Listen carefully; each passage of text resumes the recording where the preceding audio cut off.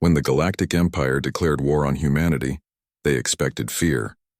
Instead, Earth's ambassador lit a cigarette, shrugged, and calmly explained why exterminating his species would be the last mistake they'd ever make. The Grand Council chamber of the Galactic Concordat stretched for nearly half a mile, its crystalline walls pulsing with bioluminescent patterns that represented the collective consciousness of 10,000 species. Ambassador Marcus Chen stood alone at the center of a vast circular platform, surrounded by tiered seating that rose like an amphitheater into the darkness above. Thousands of alien representatives stared down at him, some with eyes, others with sensory organs humanity hadn't even named yet. Marcus was not an impressive specimen by human standards. Mid-50s, graying at the temples with the kind of weathered face that suggested he'd seen too much and slept too little. His suit was off the rack, slightly rumpled from the 14-hour journey through slipspace. He carried a battered leather briefcase that had accompanied him to negotiations on 17 different worlds.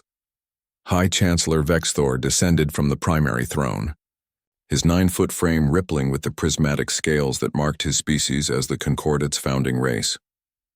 When he spoke, his voice was amplified through the chamber's acoustic crystals, making the very air vibrate with authority. "Human," Vexthor intoned. His triple-jointed arms spreading wide in what Marcus had learned was a gesture of supreme judgment. "Your species stands accused of the gravest violations. You have been summoned to answer for crimes against the Concordat, against the natural order, and against the very fabric of civilized space." Marcus said nothing. He simply set down his briefcase and waited. The Chancellor continued, his voice rising. "In the mere 2 centuries since first contact, humanity has broken 47 treaties, violated 23 territorial boundaries, and engaged in prohibited military research in no fewer than 60 star systems. You have colonized worlds without authorization. You have militarized civilian vessels. You have refused to submit to genetic standardization protocols." A murmur rippled through the assembled aliens, some in agreement, others in what might have been anticipation. "But these transgressions pale in comparison to your latest atrocity." Vexthor's voice dropped to a deadly whisper that somehow filled the entire chamber. 3 cycles ago, human vessels fired upon and destroyed a Concordat enforcement fleet in the Outer Rim. 16 ships, 4,000 souls. You have committed an act of war. The chamber erupted in a cacophony of alien vocalizations, clicks, whistles, subsonic rumbles, and electromagnetic pulses that made Marcus's translator implant buzz uncomfortably in his ear. Vexthor raised a primary arm, and silence fell like a guillotine blade. "The Concordat has deliberated. The verdict is unanimous. Humanity is hereby declared an enemy of civilized space. Your species will be quarantined to your home system, your colonies seized, your vessels impounded. Any resistance will be met with immediate and overwhelming force." He paused, leaning forward until his angular face was level with Marcus's. "This is not a negotiation, human. This is judgment. Do you understand?" Marcus reached into his jacket pocket. The movement was slow, deliberate. Every weapon in the chamber, and there were thousands, tracked the motion. His hand emerged holding a crumpled pack of cigarettes and a battered lighter. "Do I understand?" Marcus repeated softly, fishing out a cigarette and placing it between his lips. "Yeah, I understand." He flicked the lighter. The small flame seemed absurdly fragile in that massive chamber, but in the absolute silence, the scratch of the wheel sounded like a gunshot. Marcus lit the cigarette, took a long drag, and exhaled slowly. The smoke curled upward in the chamber's recycled atmosphere. "You understand your judgment, then?" Vexthor demanded, uncertainty creeping into his voice for the first time. Marcus shrugged. It was the most eloquent gesture he'd ever made, a rolling motion of the shoulders that somehow conveyed complete indifference to the combined military might of 10,000 species. "Sure," he said, smoke drifting from his nostrils. "I understand you just declared war on humanity." Vexthor straightened, clearly taken aback by the human's casual demeanor. "You seem remarkably calm for a representative whose species has just been condemned." Marcus took another drag, then gestured with the cigarette at the assembled thousands. "You know what I understand most of all, Chancellor?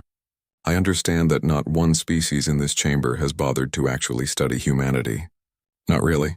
You've cataloged our biology, sure, documented our settlements, but you haven't looked at our history." "Your history is irrelevant," Vexthor began. "Irrelevant?" Marcus interrupted, his voice cutting through the chamber with unexpected force. Let me tell you about relevance, Chancellor. Let me tell you about a species that crawled out of the trees of a death world and somehow convinced itself it owned the place. He began to pace now, his cigarette trailing smoke like a contrail. The thousands of eyes followed him. Earth, our homeworld, has tried to kill us from day one. Predators that could rip us apart. Diseases that could wipe out entire populations. Ice ages, droughts, floods, earthquakes, volcanoes, and you know what humanity did? We looked at all of that and said, okay, guess we'll have to get creative. Marcus tapped ash onto the pristine floor. Somewhere an alien gasped at the audacity. We didn't have claws, so we sharpened rocks. We didn't have fur, so we stole it from things that did. We couldn't outrun predators, so we just kept walking. Followed them. For days. Weeks. Until they collapsed from exhaustion, and then we killed them with sticks. He turned to face Vexthor directly. We've been killing each other for 10,000 years, Chancellor. Not over territory or resources, well, sometimes that, but over ideas. Over invisible lines on maps. Over whose imaginary friend was better. We got so good at killing each other that we invented weapons that could end all life on our planet. And we came within minutes of using them, multiple times. The chamber was absolutely silent now. But here's the thing about humanity. Marcus continued, his voice quieter, but somehow more intense. We never stopped.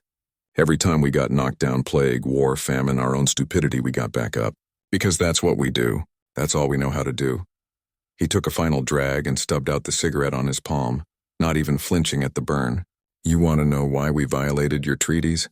Because they were designed for species that evolved on nice, reasonable worlds. Species that developed space travel because they wanted to explore. To learn. To find friends among the stars. Marcus's smile was not pleasant.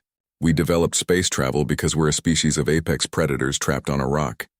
And we saw the stars and thought, yeah, we can take those too. Ambassador Cathresh of the Sivian Collective rose from her position in the third tier. Her species was known for their computational abilities and strategic thinking. Ambassador Chen, her translator rendered her crystalline voice into something approaching concern. Surely you're not suggesting that humanity would actually resist the entire Concordat? Your species has what, 300 warships? We have millions. Marcus bent down, opened his briefcase, and pulled out a datapad. He tossed it toward the Chancellor's platform. It clattered across the crystal floor. That's the personnel file for Commander Sarah McKinley, captain of the destroyer Indomitable. The ship that attacked your enforcement fleet. Marcus lit another cigarette. She's 32 years old. Graduated top of her class from the Naval Academy. Has a daughter named Emma, 7 years old, who wants to be a xenobiologist. Sarah likes old jazz music and teaches self-defense classes to colonist kids in her spare time. He let that sit for a moment.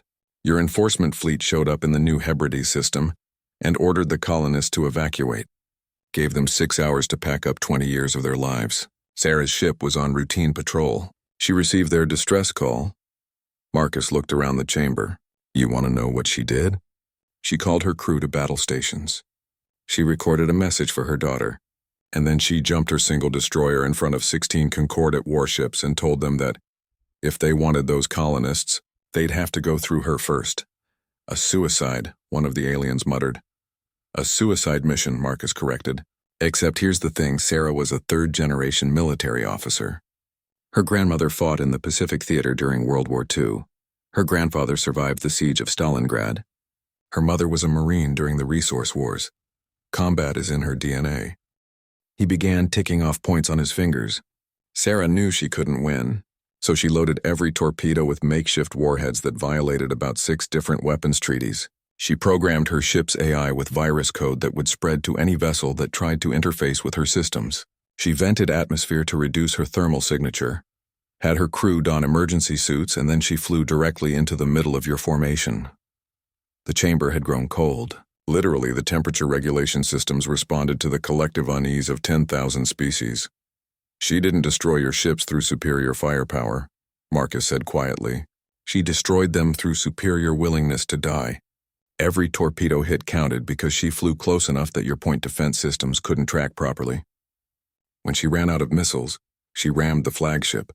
Her ship's core detonated. The resulting debris field took out 3 more vessels. The virus code she deployed compromised another 6. The remaining ships retreated. Marcus looked up at Vexthor. 1 ship, 1 crew. One human woman who decided that her life was worth spending to protect people she'd never met. An aberration, Vexthor said, but there was less certainty in his voice now. Is it? Marcus pulled another file from his briefcase. This is the after-action report from the Battle of Proxima.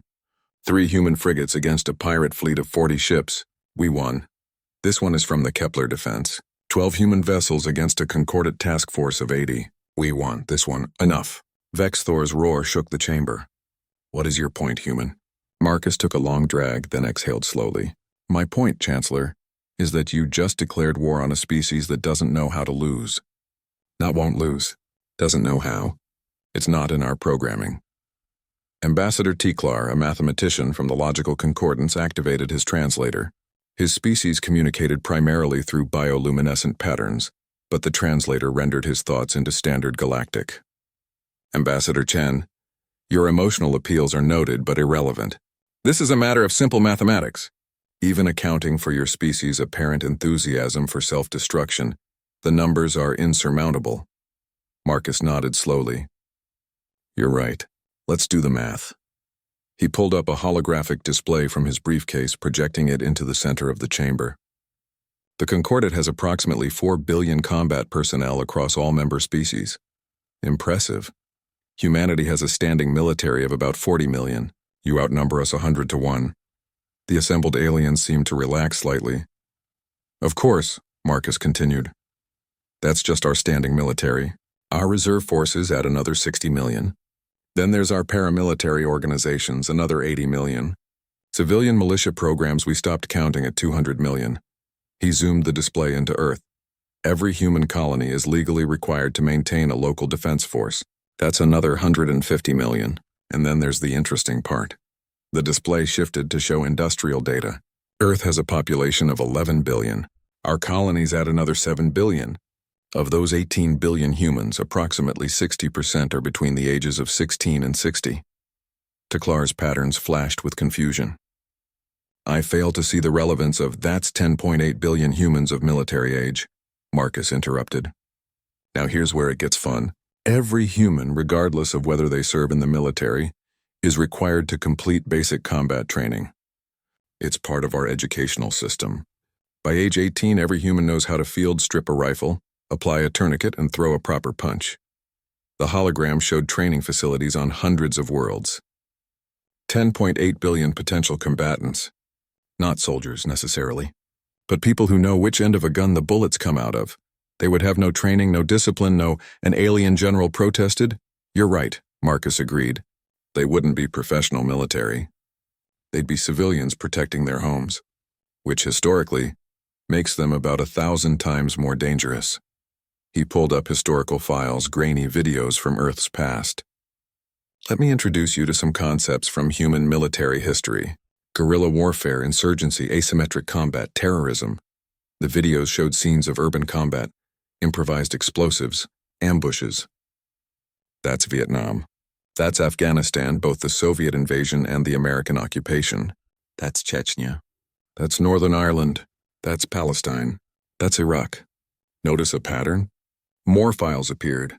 In almost every single case, a technologically superior, numerically superior military force was fought to a standstill or defeated by a smaller force defending their home territory. Not because the defenders were better trained or better equipped, but because they were more willing to pay the price. Marcus stubbed out his second cigarette and immediately lit a third. His hands were steady as rock. Let me tell you about human military doctrine in the modern age, Chancellor. It's built on a concept we call total war. You familiar with that term? Vexthor said nothing, but his scales had shifted to a darker hue concern. Marcus's briefings had told him. Total war means every resource, every person, every asset of a civilization is directed toward winning. No civilians, really. Just combatants and targets. Marcus's voice had gone flat, emotionless. We learned it the hard way, fighting each other. World War II, 60 million dead in 6 years. That's 3% of Earth's population at the time. He brought up industrial data. During that war, humanity converted every factory, every resource, every scrap of metal into weapons production. We had shipyards producing a cargo vessel every 48 hours. Every 48 hours. Women. Children? The elderly everyone worked in the factories, the fields, the laboratories. The hologram showed black and white footage of assembly lines, massive ships sliding into water, bomber aircraft filling the skies. By the end of the war, the United States alone was producing an aircraft every 5 minutes. A tank every 7 minutes. The Soviet Union lost 27 million people and kept fighting for 4 more years. Marcus looked around the chamber. That was with 1940s technology. Steam engines, propeller aircraft, chemical explosives. Now imagine what we could do with modern manufacturing, with automated facilities, with molecular assemblers, with zero-gravity construction. He pulled up current human industrial capacity. Right now, across all human space, we have approximately 60,000 manufacturing stations capable of producing military hardware. In peacetime, maybe 5% of that capacity is used for military production. But if you declare war, the numbers shifted on the display. Within 6 months, every one of those facilities would be running at maximum capacity. We'd be producing 1,000 warships a day, 1 million drones an hour, enough munitions to fight for a century. Impossible, someone breathed. Your economy would collapse, Marcus shrugged again. Probably we'd have to institute rationing, redirect civilian resources, suspend most commercial activity. People would suffer. There'd be shortages, hardship, probably some civil unrest. He took a drag. We've done it before. We'll do it again. But your people would never accept, wouldn't they? Marcus interrupted. Let me tell you what happens when you threaten humanity, when you attack us, when you try to take what's ours. He pulled up more historical footage. This is Pearl Harbor, 1941. A surprise attack on a U.S. naval base. Killed about 2,400 people. The next day, recruitment centers had lines around the block. Men lied about their ages, both young and old, just to enlist. More images. This is September 11th, 2001. 3,000 dead in a terrorist attack. Within a year, America was fighting wars on 2 fronts and enlistment was at record highs. This is the Beijing massacre of 2084. 5,000 dead in an orbital strike. China mobilized 300 million people in 90 days. Marcus's voice grew quieter, more intense. You want to know the secret about humanity? We're not brave. We're not noble. We're not even particularly united. We spend most of our time arguing with each other, fighting over scraps divided by 1,000 different categories. He looked directly at Vexthor. But the moment someone outside the tribe attacks us, the second someone else becomes the enemy, every human from Sol to the Outer Rim will forget their differences and focus on you. Ambassador Shelock of the Merchant Guilds finally spoke. Her species had built an empire on trade and economic pressure. Even granting your industrial capacity, Ambassador Chen, war is expensive. Your economy would collapse. Your currency would become worthless. Your trade networks would dissolve. You cannot fund a war of this magnitude. Marcus actually laughed. It was not a pleasant sound. You think we'll fund it? He shook his head. Ambassador Shelock, let me explain human economics in wartime. We'll borrow. We'll print money. We'll institute wealth taxes that would make your merchants weep. We'll nationalize industries. We'll confiscate assets. We'll convert pensions into war bonds. He pulled up economic data from human history. During World War II, the United States national debt went from 43% of GDP to 118%. Did the economy collapse? No, it boomed. Because in wartime, money is just a fiction we all agree to believe in. But hyperinflation, Shelock protested, is a peacetime concern, Marcus finished. In war, what matters is real resources, raw materials, manufacturing capacity, manpower. Currency only matters when you're trying to trade. In total war, nobody's trading. They're taking. He zoomed the display to show asteroid mining operations. Every human colony has resource extraction capabilities. We've been mining asteroids for 150 years. Most of it goes to civilian use construction, manufacturing, export. In wartime, he shrugged. All of it goes to war production. And when your people start to starve, when the rationing becomes too severe, another alien asked. Marcus's expression hardened. Then they'll starve. You think that will make them surrender? Have you ever studied the siege of Leningrad? 872 days. Over 1 million civilians dead, most from starvation. The city never fell. Or the siege of Stalingrad. Soldiers fought room by room, sometimes eating the dead to survive. They held. He lit another cigarette from the dying embers of the last one. The Concordat thinks of war as a rational calculation, acceptable losses, strategic objectives, negotiated settlements. That's because most of your species evolved on worlds where resources were abundant and cooperation was advantageous. Marcus's voice dropped. Humans evolved on a world where winter came every year like clockwork, and if you didn't store enough food, your entire tribe died. We have genetic memories of watching our children starve, of making impossible choices, of eating anything to survive one more day. He looked around the chamber. You can't starve us into submission. You can't outsuffer us. The only way to beat humanity is to kill every single one of us, because as long as one human draws breath, they'll keep fighting, not out of courage, out of spite. General Craxton of the Concordat Defense Force had remained silent throughout the exchange, but now the massive warrior caste alien rose to his full 12-foot height. His species, the Cracks, were the Concordat's primary military force, evolved predators with natural armor plating and enhanced strength.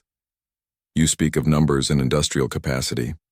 Craxton's voice was a subsonic rumble, but you ignore the reality of military technology. The Concordat has quantum shielding, plasma cannons, singularity mines, weapons that your science can barely detect, let alone counter. Marcus nodded slowly. You're absolutely right, General. Our technology is inferior in most measurable ways. Your shields can take more punishment. Your weapons hit harder. Your ships are faster. He paused.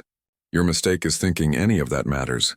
The General's mandibles clicked in irritation. How does it not matter?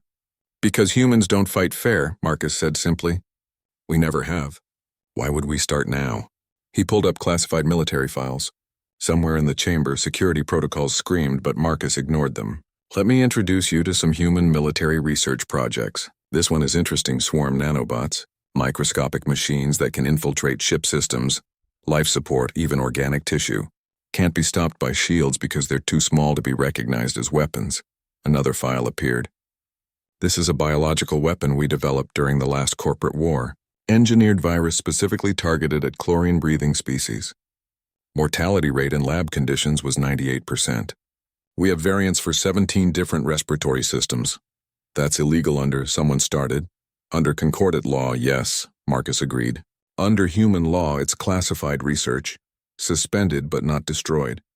You declare war on us, and every suspended project goes active immediately.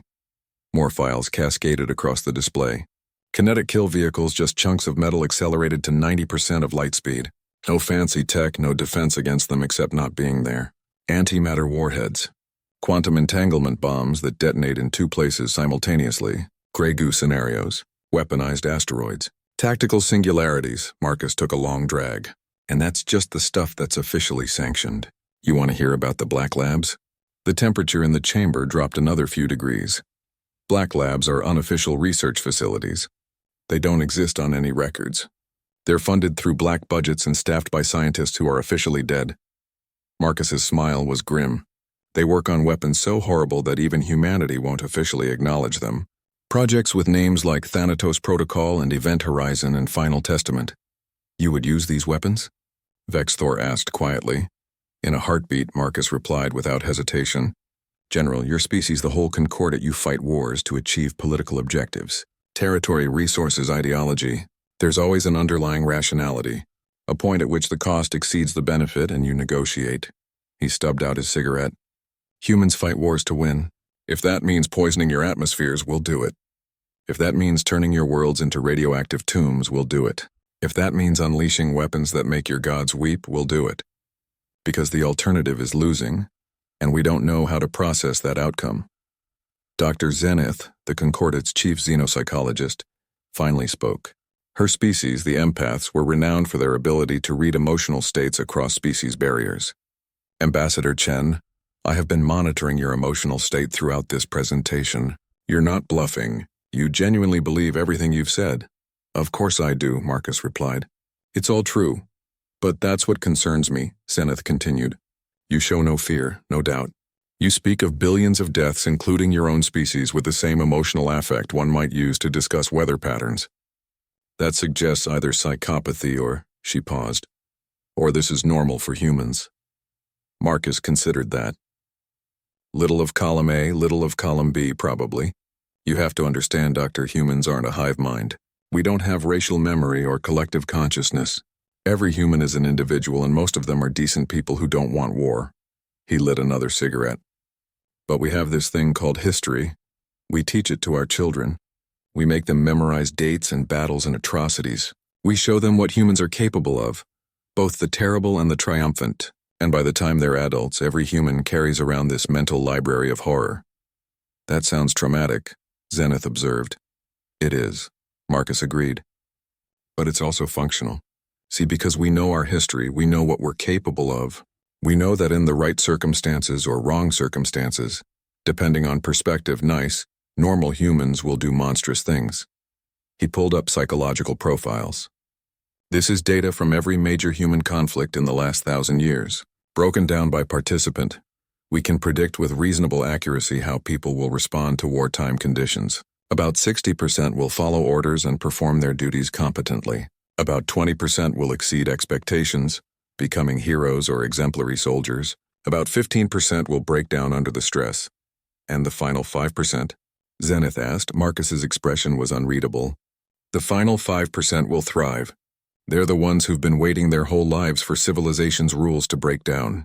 Sociopaths, sadists, true believers, adrenaline junkies, people who are barely restrained by peacetime society. In war, they become your worst nightmare. He zoomed in on specific case studies.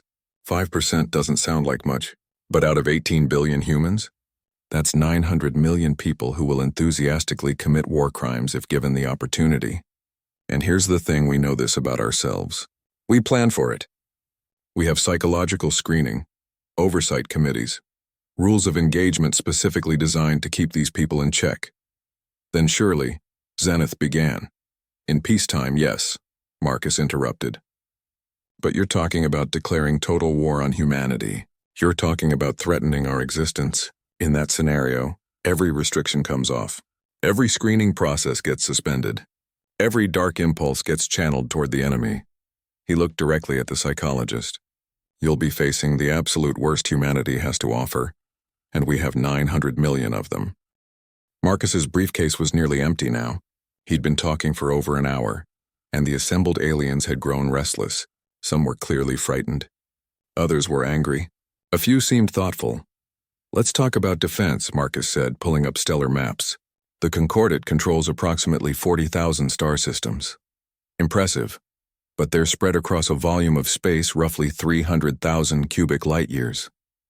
That's a lot of territory to defend. He highlighted human space, a much smaller cluster of systems. Humanity controls about 600 systems, all within a sphere approximately 2,000 light-years in diameter. We're compact, concentrated. Every one of our systems is within rapid response distance of at least 3 others. The map showed defensive installations. Every human colony has at least one orbital defense platform. Major colonies have 10 to 20. Earth itself has 6,000 military satellites, 300 orbital stations, and 2 massive space elevators that can be converted to mass drivers in about 6 hours. Marcus zoomed in on Sol system. Earth's moon has been militarized for a century. We have railgun batteries that can hit targets anywhere in the inner system. We have missile silos bored into craters. We have underground bases that can sustain 1 million people for decades. And that's just the moon. Mars has similar defenses. The asteroid belt has been converted into the largest minefield in known space. Every rock bigger than a house has a beacon that can be activated to turn it into an explosive. The Kuiper belt has automated drone facilities that can produce 1 million interceptors on command. He looked around the chamber. You want to invade human space? You'll have to fight for every meter. Every planet will be a Stalingrad. Every asteroid will be a bunker. Every ship will be a kamikaze waiting to happen. And here's the beautiful part, Marcus continued. You have to garrison every system you take. You have to leave forces behind to control the population, maintain order, prevent insurgency. How many troops does the Concordat need to occupy a hostile world? Ambassador Tiklar's lights pulsed with calculation. Theoretically, 1 soldier for every 100 civilians is considered minimum. Optimal ratios are closer to 1 per 25 for hostile populations. Right, Marcus nodded. So for a human colony with 10 million people, you'd need somewhere between 100,000 and 400,000 troops. We have 94 colonies with populations over 10 million. That's 9 to 38 million troops just for occupation duty, and that's before accounting for combat losses. He smiled. And here's the thing about occupation, it's miserable. Your troops will be in hostile territory, surrounded by people who want them dead, taking casualties from bombs and snipers and poisoned food. Their morale will crater. They'll start making mistakes, and every mistake will be exploited. Your larger concern, though, is logistics. Marcus brought up supply chain data. The Concordat military runs on a logistics tail that's roughly 7-to-1.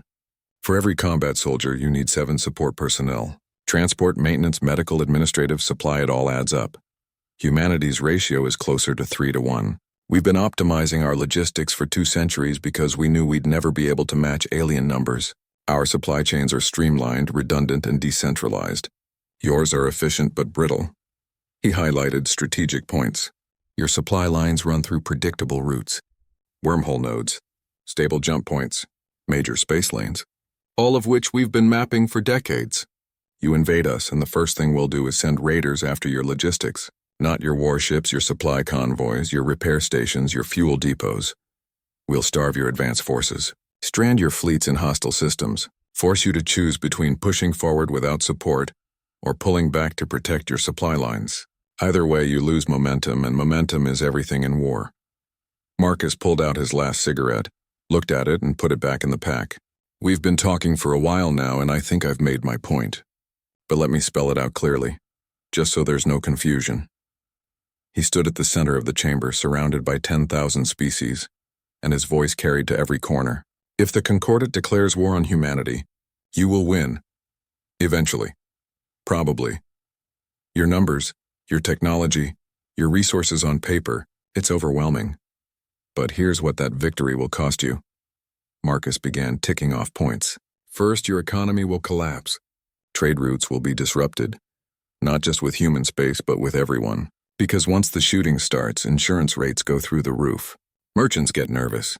Supply chains break down. The economic damage will spread through the Concordat like a plague. Second, your military will be bled white. Even if we lose 10 ships for every one of yours, we'll build 20.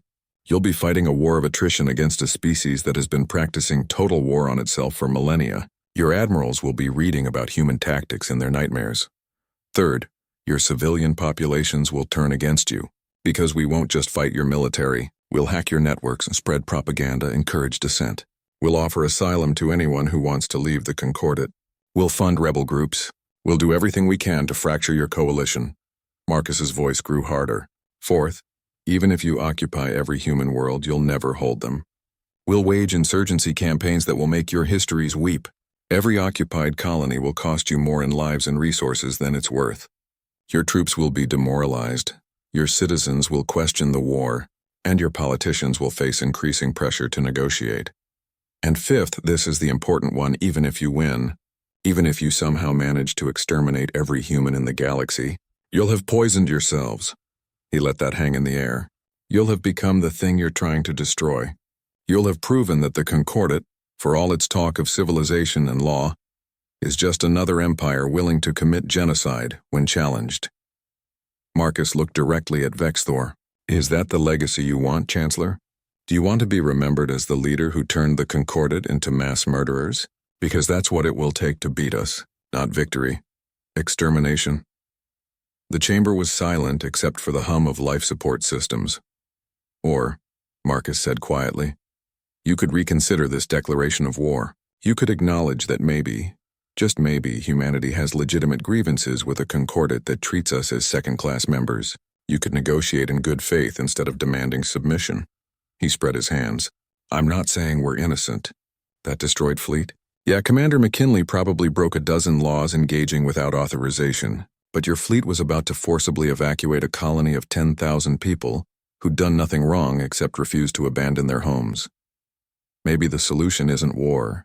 Maybe it's actually talking to us like equals instead of subjects. Maybe it's recognizing that humanity doesn't fit neatly into your categories, and that's okay. Maybe it's accepting that we're going to be messy and chaotic and break rules, but we're also going to keep pushing boundaries and exploring and being stubbornly, irritatingly human. Vexthor had been silent throughout Marcus's final speech, his prismatic scales shifting through colors that the ambassador's briefing material said indicated deep thought. Finally, the Chancellor spoke. You paint a dire picture, Ambassador Chen. But you must understand the Concordat has existed for 10,000 years. We have weathered crises, defeated threats, maintained order across millions of worlds. What makes you think humanity is any different from the dozens of aggressive species we've pacified before? Marcus reached for his cigarette pack, remembered it was empty, and crumpled it in his fist. You want to know the difference, Chancellor? Every other species you've pacified had something to lose. Territory they wanted to keep. Resources they needed. Lives they valued more than pride. He tossed the empty pack on the floor. Humanity will burn everything we've built before we submit. We'll turn our colonies into wastelands. We'll sabotage our own infrastructure. We'll salt the earth behind us. Because if we can't have it, we'll make damn sure you can't either. That's madness, someone whispered. Yeah, Marcus agreed. It is. But it's also exactly what we did to ourselves repeatedly throughout our history. The Soviets retreated from Napoleon and burned everything in their path, cities, crops, everything. They did it again against Hitler. Scorched earth isn't just a tactic for us. It's a reflex. He looked around the chamber. You know what's really funny? If you'd approached us differently from the start, treated us as partners instead of primitives, listened to our concerns instead of dictating terms, we'd probably be your most loyal allies. Humans are pack animals. We're fiercely loyal to those we consider part of our tribe. But you didn't do that. You saw a young species and decided to put us in our place. You made us feel small, threatened, and cornered. Marcus's laugh was bitter. Congratulations. You've activated every survival instinct evolution bred into us over 1,000,000 years. Ambassador Cathresh rose again, her crystalline form refracting the chamber's light into rainbow patterns. Perhaps, Ambassador, we have made errors in our approach. But surely you can see the Concordat's perspective. Humanity's expansion has been aggressive. Your military buildup concerning. Your disregard for established protocols dangerous. You're not wrong, Marcus admitted. We have been aggressive. We've pushed boundaries, broken rules, and generally been terrible neighbors. You want to know why? He didn't wait for an answer. Because we're terrified. Earth is one world orbiting an average star in an unremarkable section of the galaxy. When we reached the stars and found out we weren't alone, we discovered something horrifying. We're weak. Individually, almost any spacefaring species can outfight a human. Your species lives twice as long as ours. The cracks are 3 times stronger. The Sivians are 10 times smarter. So we did what we always do when we're afraid. We armed ourselves to the teeth and acted tough. Every ship we built, every weapon we developed, every colony we fortified, it was all because we were scared that someday, someone bigger and stronger would decide we didn't have a right to exist. Marcus's voice dropped. And then you proved us right. You showed up, declared us criminals, and threatened to quarantine us to our home system. Everything we feared, everything we prepared for you just made it real. Dr. Zenith, the empath, rose from her seat, her bioluminescent patterns pulsing with what her species expressed as profound realization. Chancellor, I need to speak. Vexthor gestured for her to continue. I've been analyzing the emotional subtext of this entire exchange, and I believe I've identified something critical. She turned to address the entire assembly. Ambassador Chen isn't making threats. He's issuing a warning. That's a distinction without a difference, another delegate grumbled. No, it's not, Zenith insisted. A threat implies agency, a choice to act or not act. The ambassador is describing something else entirely. He's describing an involuntary response, a programmed reaction. She gestured toward Marcus. Everything he's described, the industrial mobilization, the willingness to sacrifice, the scorched earth tactics, the refusal to surrender, these aren't decisions humanity would make. They're what humanity would become in response to an existential threat. Marcus nodded slowly. The doctor's right. I'm not threatening you with what we'll do. I'm warning you about what we are. It's like if you corner a rat, you're not threatening it by saying it will bite you. You're just describing what cornered rats do. But surely rational beings can choose, someone began. Rational, Marcus interrupted. You think we're rational? We're barely domesticated apes who figured out how to split atoms and fold space. Give us enough time and peace, and yeah, we can be reasonable. But put us under pressure, threaten our survival, and the monkey brain takes over. He began pacing again. You want to know what keeps human generals up at night? It's not aliens. It's the knowledge that if we ever face an existential threat, we'll have to unleash weapons and tactics that we've spent centuries trying to evolve past. We'll have to become monsters again. Every species has weapons they're ashamed of, Vexthor observed. Do they? Marcus challenged. Have you ever developed a weapon and then realized it was so horrible that you seriously considered whether you should just delete the research and pretend it never existed? Have you ever had strategic debates about whether certain tactics were so monstrous that using them would make you worse than the enemy? We do that constantly. We have entire branches of philosophy dedicated to wrestling with the ethics of warfare. We have laws of war that we fight to uphold even when it costs us tactically. We have soldiers who refuse to follow orders they consider immoral, even facing execution for it. Marcus stopped pacing and faced the Chancellor directly. But we also know every human knows that there's a line, a point past which all those ethics and laws and philosophical debates just evaporate. It's the line where our survival is at stake. And when you declared war on humanity, Chancellor, you stepped over that line. General Craxton had been conferring with his staff through a secure channel. Now he rose again, his massive form dominating his section of the chamber. Ambassador Chen, my analysts have been running simulations based on the data you've provided. Their conclusion is troubling. We could win a war against humanity. We're confident of that. But the cost-benefit analysis is catastrophic. Even in our most optimistic scenarios, we'd lose 30% of our military forces. 47 star systems would be rendered uninhabitable. Our economy would contract by 60%, and the war would last at minimum 15 years. The general's mandibles clicked, and what Marcus had learned was grudging respect. You've made your point. Humanity would be a Pyrrhic victory at best. So what do you propose?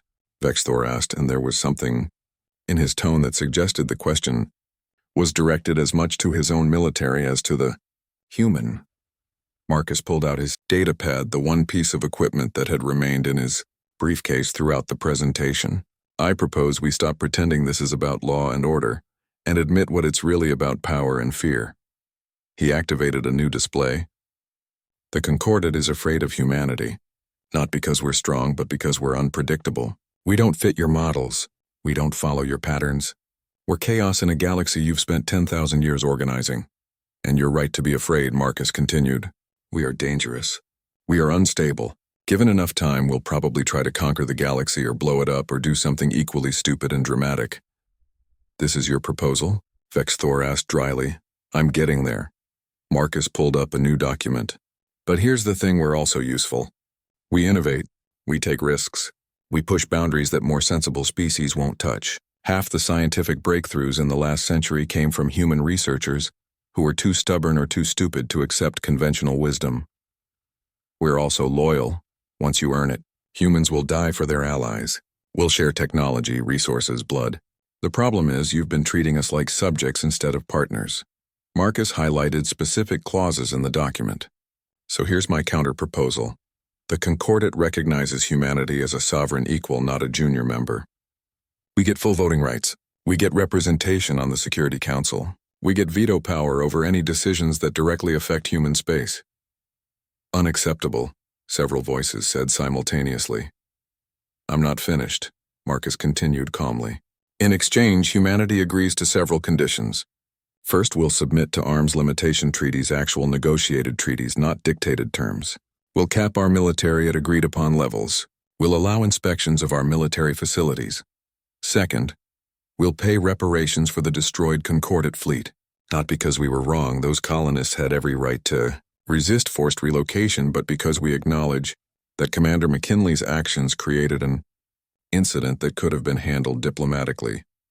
Third, we'll work with the Concordat on establishing rules of engagement for future incidents, clear protocols for what happens when Concordat law and human sovereignty conflict, mediation procedures, appeals processes, a real framework for coexistence. Marcus looked around the chamber. And fourth, this is the important one, we'll share our military research. Not our weapons, but our doctrine, our tactics, our strategic thinking. Because here's a secret. We're not the only aggressive species out there. The galaxy is dangerous. Sooner or later, the Concordat will face a real enemy. When that happens, you'll want someone on your side who knows how to fight dirty. The chamber erupted into discussion, aliens conferring with their delegations, shouting across the tiers, gesturing with appendages of every description. Marcus stood in the center of it all, waiting. Ambassador Shelock was the first to speak over the chaos. You ask us to grant humanity equal status with founding members of the Concordat, species that have been part of this alliance for millennia. How can we justify that? Because the alternative is war, Marcus said bluntly, and we've established what that would cost. But if you need a better reason, we're not asking for special treatment. We're asking to be treated the same as every other sovereign species. The Concordat has never had a true equal partnership, Kathresh observed. Our structure is hierarchical by design. Younger species are guided by older, wiser civilizations until they're ready for full membership. How long does that take? Marcus asked. 1,000 years? 5,000? When exactly does humanity get to be ready by your standards? When we act like you? Think like you? Stop being human? He shook his head. That's not partnership. That's cultural assimilation. And humans don't assimilate well. We've tried it on ourselves: colonialism, imperialism, forced conversions. It always ends in blood. Dr. Zenith pulsed thoughtfully. What the ambassador is saying, I think, is that the Concordat needs to evolve. We've been the dominant power for so long that we've forgotten how to truly share power. We dictate terms to younger species because we can, not because we should. Dangerous thinking, Doctor, Bexthor said, but his tone wasn't hostile. If we grant humanity full status, every other species will demand the same. Maybe they should, Marcus suggested. Maybe the Concordat would be stronger with more diverse voices instead of a hierarchy of increasingly resentful junior members. Just a thought. General Craxton stood again. I support the humans' proposal. Not because I like it, I don't. But because I've spent the last hour running scenarios, and every single one that starts with declaring war on humanity ends with the Concordat diminished. Even in victory, the general speaks for the military, Vexthor asked. The general speaks for anyone with sense, Craxton growled. We win nothing with this war except validation of our superiority. And superiority means nothing if we're too weak to enforce it afterward. Better to have humanity as a contentious ally than a suicidal enemy. Other voices began to join in, some supporting, some opposing, all debating with an intensity that suggested this was about more than just humanity. This was about what the Concordat would become. Marcus lit another cigarette. He'd found a spare pack in an inner pocket. He smoked quietly while the galaxy's powers argued about his species' fate. The debate raged for hours. Marcus sat on the floor of the central platform, legs crossed, working through his cigarettes. No one stopped him. Security had long since given up on protocol. Finally, Vexthor raised his arms for silence. The gesture was met immediately. The Chancellor still commanded respect, even if his authority was being questioned. We will vote, Vexthor announced, not on whether to accept Ambassador Chen's proposal, that requires more consideration than we can give today, but on whether to postpone the declaration of war pending further negotiations. That is not our way, someone protested. We have declared nothing, Vexthor interrupted. I convened this assembly to pronounce judgment, but judgment has not been rendered. The humans' arguments have merit. His warnings have weight. We would be fools to ignore them. The Chancellor's scales shifted to a deep bronze color that Marcus's briefing materials said indicated formal pronouncement. I propose we suspend the declaration of war for a period of 1 standard year. During that time, a joint commission will negotiate the terms of humanity's full membership in the Concordat. If we cannot reach agreement, then we will reconsider military action. And if humanity uses that year to prepare for war?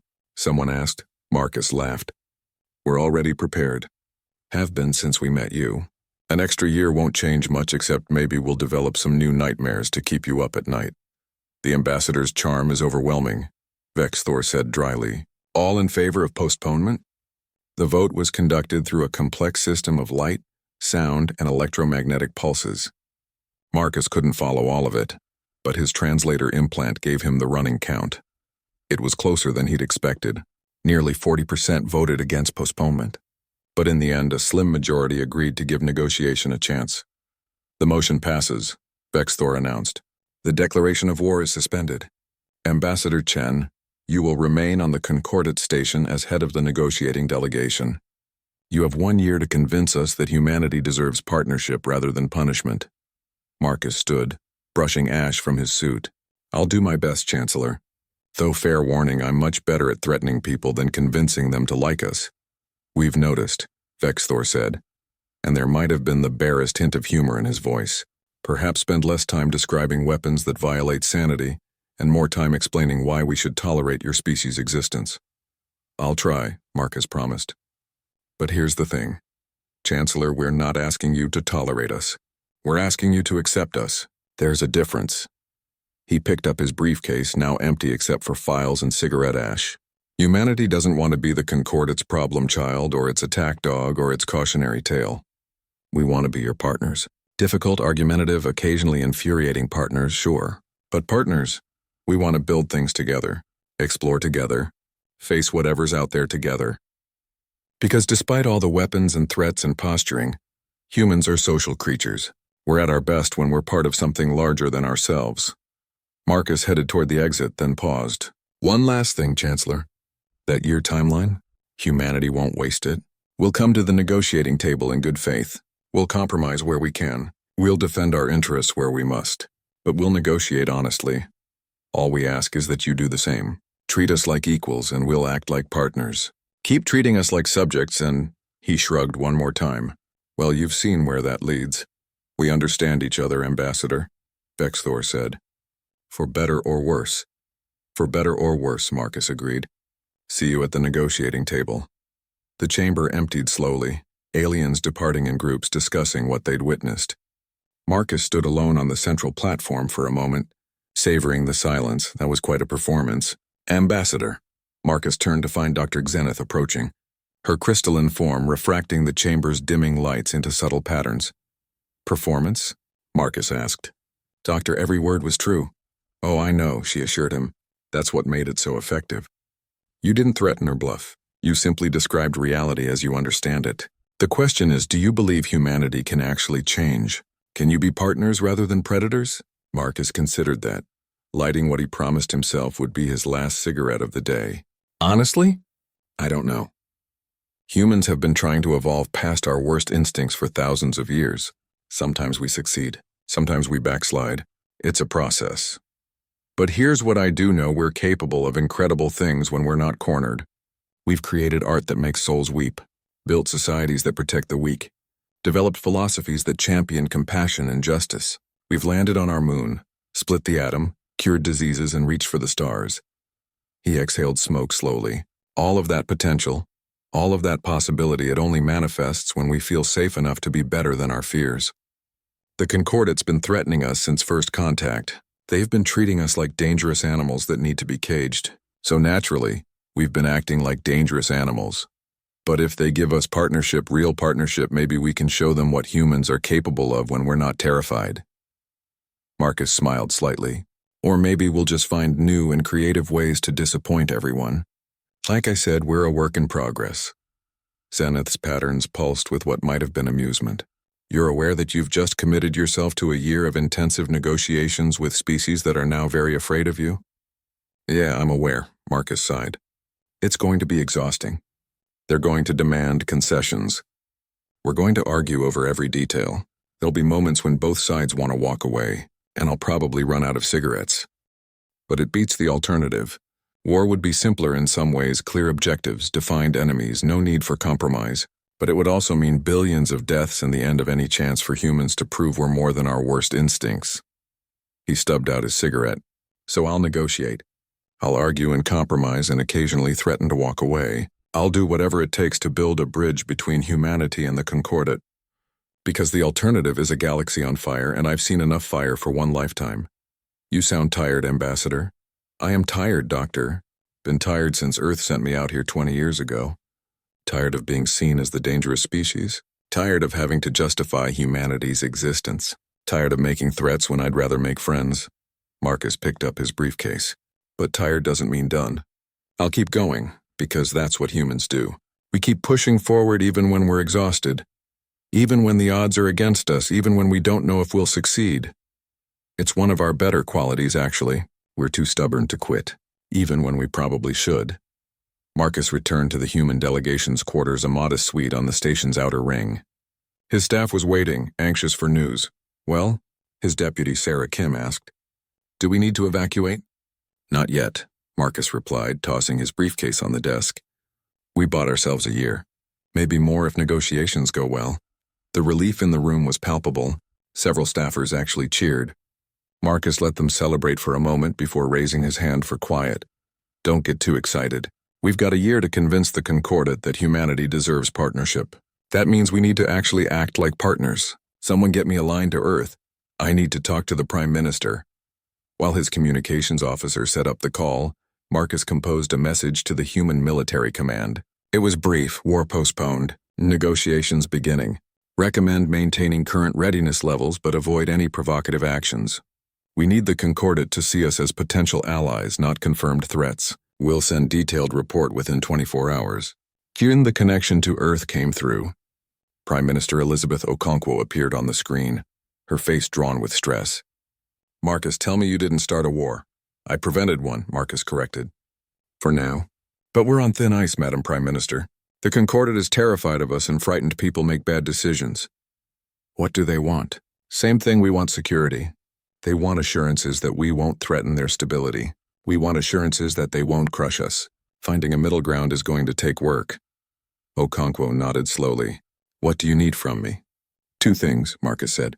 First, I need you to publicly announce that humanity is committed to peaceful coexistence with the Concordat. Full diplomatic charm offensive. Emphasize partnership, cooperation, mutual benefit. And second, I need you to quietly tell the military to keep preparing. Just in case. Because if these negotiations fail, we'll need every weapon, every ship, every advantage we can get. The Prime Minister's expression didn't change. You're asking me to negotiate peace while preparing for war. I'm asking you to be human, Marcus replied. We hope for the best while preparing for the worst. It's what we do. Understood. Anything else? Marcus glanced at his empty cigarette pack. Yeah. Tell my wife I'm going to be out here another year at least. And tell her I'm sorry. Again. I'll pass that along, Okonkwo said gently. Marcus, what you did today confronting the entire Concordat like that, it took courage.